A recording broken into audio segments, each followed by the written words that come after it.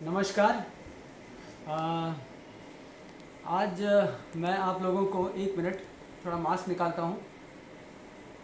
आज आप लोगों को वैक्सीन और जो इंडिया में वैक्सीन उपलब्ध है उसके बारे में मैं कुछ जानकारी देना चाहता हूँ। एक पावर पॉइंट प्रेजेंटेशन भी मैंने वैक्सीन के ऊपर बनाया है। साथ साथ इसके ऊपर भी अगर आप देखेंगे तो आपको जानकारी हो जाएगी कि मैं क्या समझाना चाहता हूँ। ओके, सो एक्चुअली हमारी जो पेशियां हैं या हर किसी की जो पेशियां हैं, जो उसके ऊपर जो सेल होता है, सेल के ऊपर एक प्रोटीन होते हैं। हर किसी के एक यूनिक प्रोटीन होते हैं और वो यूनिक प्रोटीन उस सेल की पहचान होती है। और हमारे सेल के प्रोटीन को पहचानते हैं और इसलिए हमारे सेल को हमारे जो एंटीबॉडीज़ है, हमारे जो पेशियां हैं, सफ़ेद रक्त पेशियां, वो उसे मारती नहीं है क्योंकि वो जानती है कि ये हमारी पेशियां हैं। इसी तरह से बैक्टीरिया के भी जो सेल वॉल होता है उसके ऊपर जो उसके प्रोटीन होते हैं वो बैक्टीरिया के लिए स्पेसिफिक होते हैं। जब वो बैक्टीरिया हमारे शरीर में आ जाता है तो हमारा शरीर ये पहचान लेता है कि ये जो प्रोटीन है ये बैक्टीरिया का प्रोटीन है, ये अलग है, हमारे शरीर से अलग है, और इसलिए वो इसको मारने के लिए कोशिश करते हैं और फिर इम्यूनिटी उसकी बनती है। तो इसी के बारे में मैं आपको कुछ बताना चाहूँगा कि जिस तरह से अगर कोई एक यूनिफॉर्म आदमी ने पहना है और रेड कलर की टोपी पहनी है तो वो रेड कलर की टोपी मान लीजिए कि वो उसकी प्रोटीन है, सरफेस प्रोटीन है, और जिससे हम लोग पहचान लेते हैं कि ये इंडियन आर्मी है।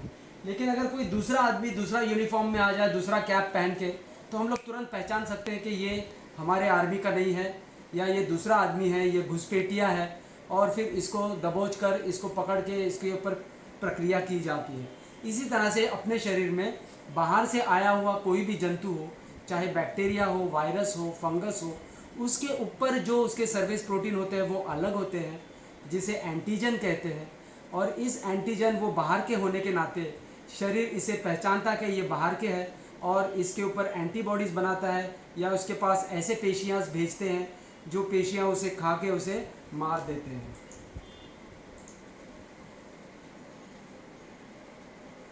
देखिए, अगर कोई दूसरा आदमी आ जाए तो हम लोग उसे पकड़ के उसके ऊपर प्रक्रिया की जाती है। इसी तरह से बाहर से जो हमारे शरीर में जो बैक्टीरिया या वायरस आते हैं उसको पकड़ने के लिए हमारे पास दो तरह की पेशियां हैं। एक बी सेल है, एक टी सेल है। बी सेल है वो जब बैक्टीरिया या वायरस बाहर रहता है, मतलब पेशी बी सेल के बाहर, तब उसके ऊपर अटैक कर सकता है, वो उसको अंदर नहीं ले सकता। लेकिन टी सेल है वो जब बैक्टीरिया या वायरस सेल के बाहर है तो उसको नहीं अटैक कर सकता। जब वो सेल के अंदर चला जाता है, मतलब हम ये कह सकते हैं कि जब वो जेल में चला जाएगा तब उसके ऊपर जो प्रक्रिया होती है वो टी सेल करती है, और जेल के बाहर रहता है, खून में इधर उधर घूमते रहता है या पेशी में है, तो तब उसके ऊपर अटैक करने के लिए बी सेल होती है। हमारे पास कुछ जैसे पुलिस होती है, पुलिस सड़कों पे पकड़ लेती है लोगों को, उसी तरह से फैगोसाइट्स होते हैं। और जो फैगोसाइट्स एक वाइट रक्त पेशियाँ होती है, और ये वाइट रक्त पेशियाँ ये ढूंढ के ये वायरस को या बैक्टीरिया को पकड़ लेती है और उसे अपने सेल के अंदर बंद करके फिर वो बी सेल या टी सेल के पास लेके जाती है उसको फर्दर प्रक्रिया करने के लिए। बी सेल करता क्या है? बी सेल देखता है कि ये वायरस की जो सरफेस का जो प्रोटीन है वो अगर ट्रायंगुलर है तो उसके ट्रायंगुलर एंटीबॉडीज़ बनाता है, और वो एंटीबॉडीज़ फिर उसको चिपक जाते हैं ताकि वो अपना कार्य नहीं कर सके।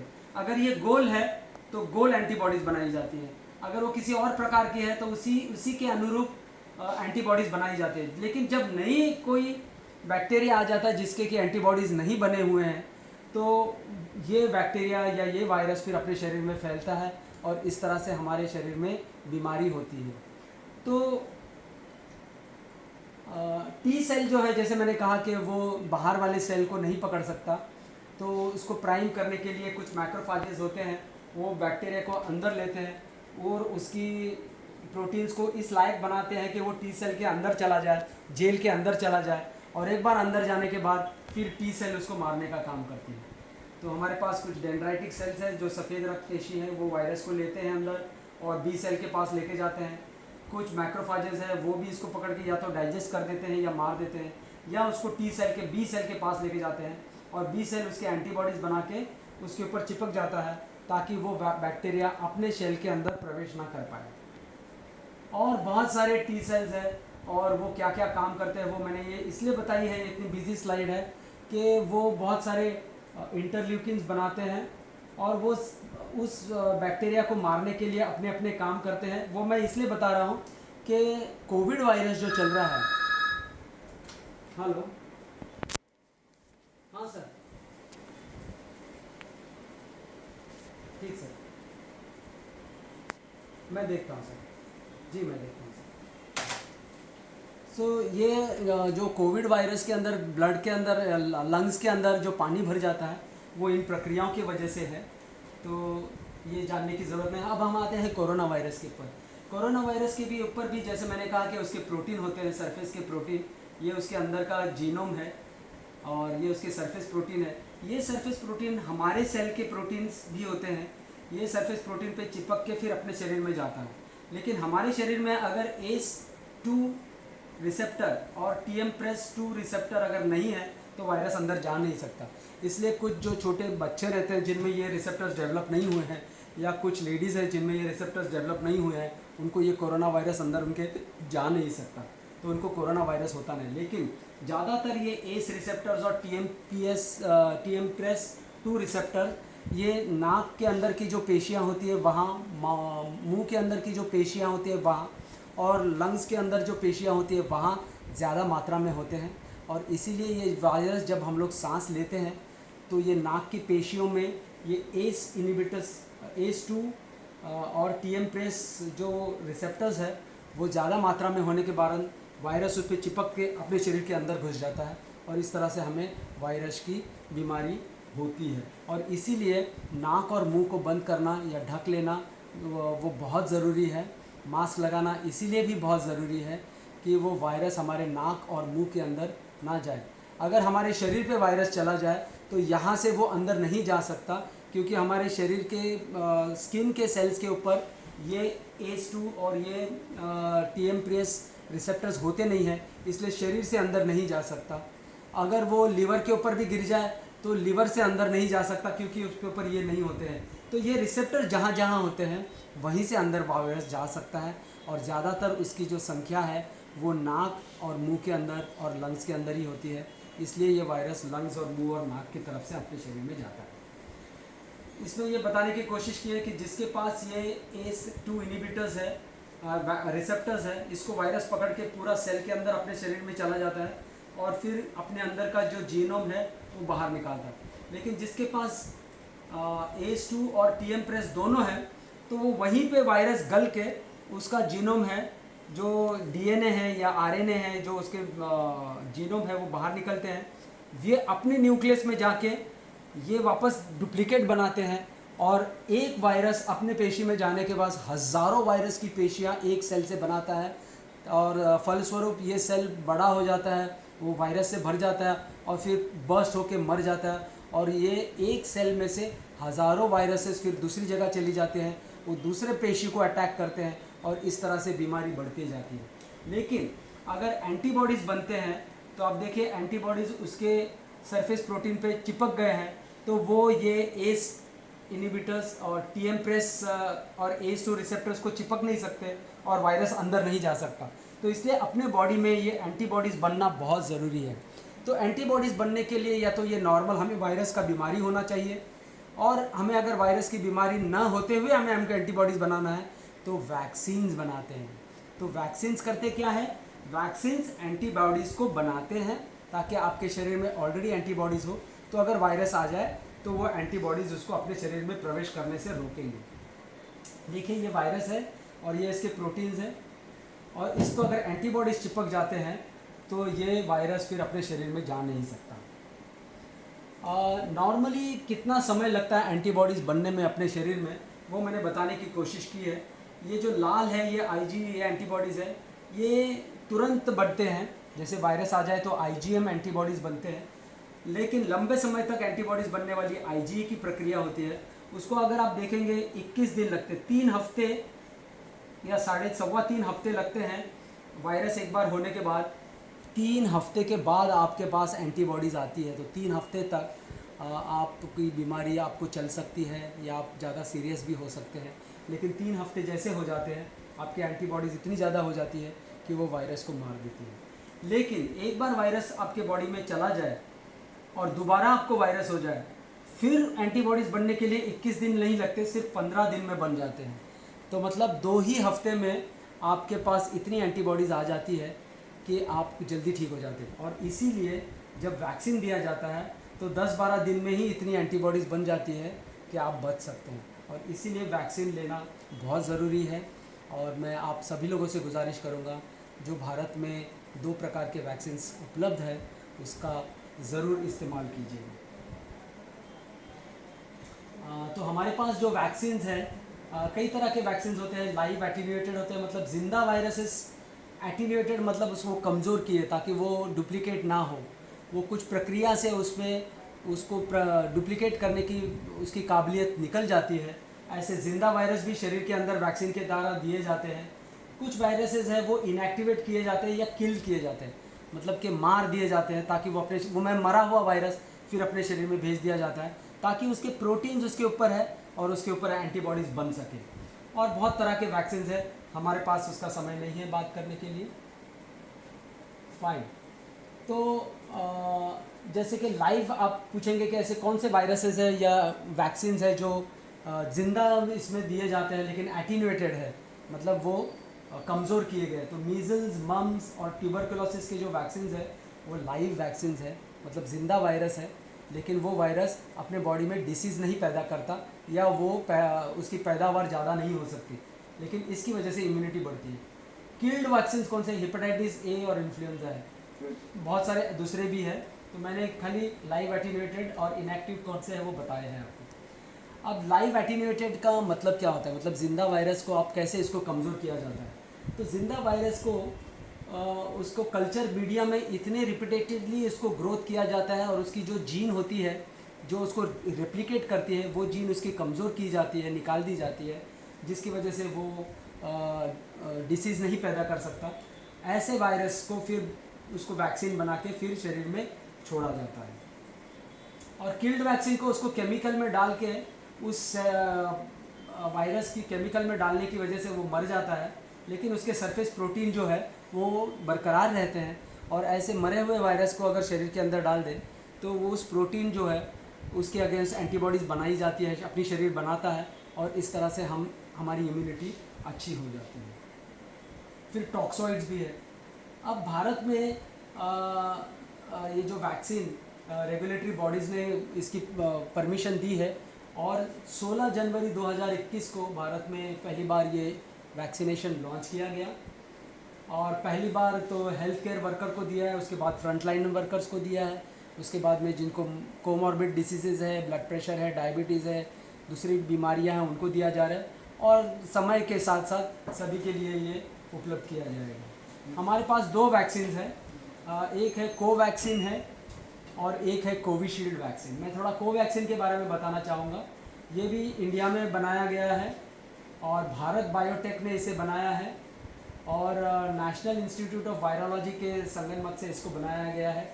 ये इनएक्टिवेटेड वैक्सीन है, मतलब कि ये ज़िंदा वायरस मार दिया गया है, उसको केमिकल में डाल के मर गया है। वो कोरोना वायरस ही है, लेकिन मरा हुआ वायरस जो कि रेप्लिकेशन नहीं कर सकता, उसको वैक्सीन के रूप में शरीर के अंदर छोड़ा जाता है और उसके जो प्रोटीन्स होते हैं उसके अगेंस्ट फिर बॉडी एंटीबॉडीज़ बनाती है और हमारी इम्यूनिटी अच्छी होती है। इस वायरस के लिए 2 डोज लगते हैं, पहले डोज और दूसरा डोज 28 दिन के बाद दूसरा दिया जाता है। इसकी खासियत ये है कि ये सब ज़ीरो टेम्परेचर में नॉर्मल अपने फ्रिज के अंदर इसको स्टोर किया जा सकता है, 2 to 8 डिग्री के अंदर इसको स्टोर किया जा सकता है। दूसरा वैक्सीन है कोविशील्ड। ये एक फॉरेन की कंपनी है, ऑक्सफोर्ड एस्ट्राजेनेका, लेकिन सीरम इंस्टीट्यूट ऑफ इंडिया के संगनमत से इसको बनाया गया है। और ये एटीन्यूएटेड वायरस है, मतलब कि वायरस की कमज़ोरी करके, लेकिन इसके अंदर चिंपांजी का एडिनो वायरस है, उसके अंदर रिकॉम्बिनेंट टेक्निक से वायरल mRNA उसके अंदर छोड़ा गया है। भले चिंपांजी का हो, लेकिन जो वायरल mRNA है वो अपने शरीर में जाके जो एंटीजेंस बनाते, जो प्रोटीन बनाते हैं, वो कोरोना वायरस के प्रोटीन बनाते हैं और उसके लिए उसके अगेंस्ट एंटीबॉडीज़ बनती है। तो ये जो बाहर का जो mRNA हमारे शरीर में जाता है, ये 30 या 40 दिन ही ज़िंदा रहता है और उतने दिन में इतने एंटीबॉडीज़ एंटीजन बना लेता है कि जिसके अगेंस्ट एंटीबॉडीज़ बन सकते हैं। इस तरह से हमारे पास कोरोना के ही एंटीबॉडीज़ इससे भी बनते हैं। सो दो it is adeno virus of chimpanzee, but जो उसके वायरल प्रोटीन्स है वो कोरोना वायरस के ही बनाए जाते हैं। इस तरह से इसकी प्रक्रिया की गई है। कोविशील्ड में भी 2 डोज लगते हैं।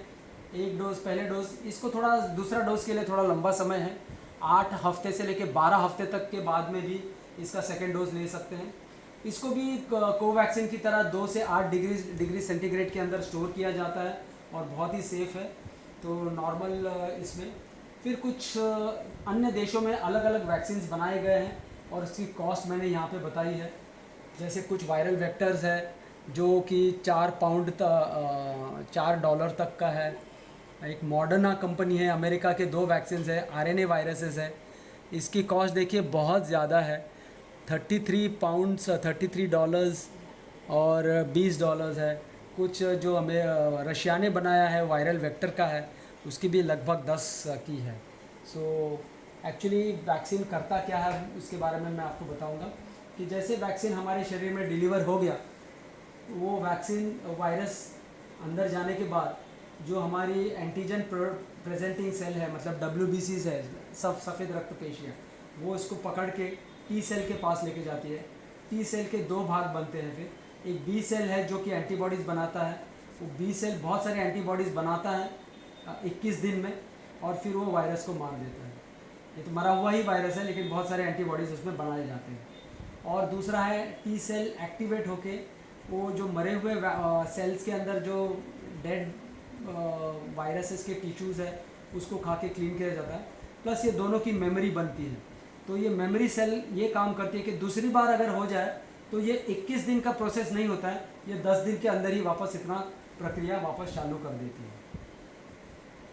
तो नेक्स्ट टाइम अगर हमको वैक्सीन जिसने लिया है उसको अगर वायरस मिल जाए तो फिर ये एंटीजन प्रेजेंटिंग सेल्स, इसके पास बहुत सारी पेशियां होने के बाद एक पेशी की जगह हज़ारों पेशियां इस पर काम करती है और हज़ारों B सेल्स तुरंत फटाफट इतने सारे एंटीबॉडीज़ बनाते हैं कि 10 दिन के अंदर वो पेशेंट ठीक हो जाता है। तो इसलिए वैक्सीन लेने से पेशेंट की जो रिकवरी है वो फास्टर है, कॉम्प्लिकेशंस है वो कम है और पेशेंट की जान इससे बचने में बहुत सहायक होती है। और इसीलिए हमको वैक्सीन लेना बहुत ज़रूरी है ताकि अगर हमको वैक्सीन ये हो जाए, इन्फेक्शन हो जाए तो हमारी रिकवरी फास्ट हो जाए। लेकिन मैं आपको बताना चाहता हूँ, बहुत से लोगों का ये सवाल है कि मैंने तो वैक्सीन लिया है फिर मुझे कोरोना क्यों हो गया। देखो, हम लोग जब वैक्सीन लेते हैं तो उसकी जो एंटीबॉडीज़ है वो हमारे शरीर के अंदर बनते हैं और जो वायरस होता है वो शरीर के बाहर होता है, हवा में। अब बाहर जो हवा में वायरस है और अंदर अपने एंटीबॉडीज़ है, ये एंटीबॉडीज़ बाहर वाले है कोरोना वायरस पे काम नहीं कर सकता। जब तक वो अंदर नहीं आएगा तब तक वो हमारे ऊपर काम नहीं कर सकता। लेकिन जहाँ ज़्यादा वायरस है हवा में और आप वहाँ चले जाए और वहाँ सांस ले ले तो वो वायरस तो आपके सांस में चला जाएगा और इस तरह से अपने शरीर में चला जाएगा। जब आपके शरीर में जाएगा तब आपको होगा, आपका RT-PCR टेस्ट करेंगे तो पॉजिटिव आ सकती है क्योंकि वायरस आपके शरीर के नाक के सेल के ऊपर है। RT-PCR टेस्ट वो वहाँ से ली जाती है और जब अंदर चला जाता है आपके, तब ये एंटीबॉडीज़ आपको इस वायरस को मार देती है। तो इसलिए ये गलती मत समझना कि मैंने वैक्सीन लिया है तो मुझे वायरस नहीं होगा। आप अगर वायरस इन्फेक्टेड एरिया में जहाँ हवा में ज़्यादा वायरस है वहाँ चले जाएंगे, भले आपने वैक्सीन लिया हो, लेकिन ये वायरस जो हवा में है वो आपके शरीर में जा सकता है और आप पुनः इन्फेक्ट होता है। सो सबसे इम्पॉर्टेंट चीज़ ये है कि भले चाहे आपने वैक्सीन ली हो या ना ली हो, आपको ज़्यादा भीड़ भाड़ वाले इलाके में जाना नहीं है जहाँ वायरस की ज़्यादा संख्या है, जैसे अस्पताल है, पेशेंट्स की कोई है, उसके घर में जाना या और कहीं जाना बहुत धोखादायक है और ऐसी जगह पे जाना नहीं चाहिए। और अगर जाना है तो डबल टिपल मास्क लगा के जाना है और वैक्सीन लेने के बाद भी आपको कोरोना हो सकता है। ये कुछ RNA वायरस किस तरह से काम करते हैं इसके बारे में बताया है। कॉमन कुछ लोग कहते हैं कि इससे क्या क्या मुझे हो सकता है, वैक्सीन लेने के बाद मुझे क्या सिम्टम्स हो सकते हैं। तो जहाँ हम लोग इंजेक्शन लेते हैं उस साइड पे, जैसे कंधे पे दर्द हो सकता है, कुछ थोड़ी सी सूजन आ सकती है, थोड़ा सा लालपन हो सकता है, लेकिन बहुत से लोगों में ये होता नहीं है, सिर्फ थोड़ा सा दर्द रहता है। और पूर्ण शरीर में या तो आपको बुखार आ सकता है या ठंड बच के राइगर्स आ सकते हैं, आप बहुत टायर्ड फील कर सकते हैं या आपको हेडेक हो सकता है। लेकिन ये कहा गया है कि जब वैक्सीन आपको दिया जाता है तो वायरस के जो पार्टिकल्स है या वायरस है वो आपके शरीर में आने के बाद जो एंटीबॉडीज़ काम करती है उसके वजह से ये फीवर, टायर्डनेस और हेडेक होता है। तो अगर ये सिम्टम आ रहे हैं इसका मतलब कि आपका शरीर उसके ऊपर काम कर रहा है, तो ये कोई खतरा नहीं है, ये साइन है कि आपका शरीर उसके ऊपर काम कर रहा है। सो मेरी सब लोगों से हाथ जोड़ के ये विनती रहेगी कि वैक्सीन का जो सरकार ने यहाँ पे उपलब्ध किया है वो सभी उसका लाभ लें और सभी इससे डरे नहीं। बहुत सारा डर लोगों के अंदर फैला हुआ है कि वैक्सीन लेने के बाद लोगों की मौत हो जाती है, ऐसा बिल्कुल भी नहीं है। कुछ कॉम्प्लिकेशंस ज़रूर हुए होंगे, लेकिन वो कुछ कॉम्प्लिकेशंस मैं समझता हूँ कि 1 in 10,000 या ऐसा 1 in 1 लाख या उससे भी ज़्यादा, उससे भी कम लोगों में होता है और मौत तो बिल्कुल भी नहीं होती है। तो मैं चाहूँगा कि आप इस वैक्सीन का लाभ लें और आपको कुछ समस्याएं हैं तो मेरे नंबर पे ज़रूर कॉल कीजिएगा और सभी को इसके बारे में जानकारी दीजिएगा। धन्यवाद। Thank you.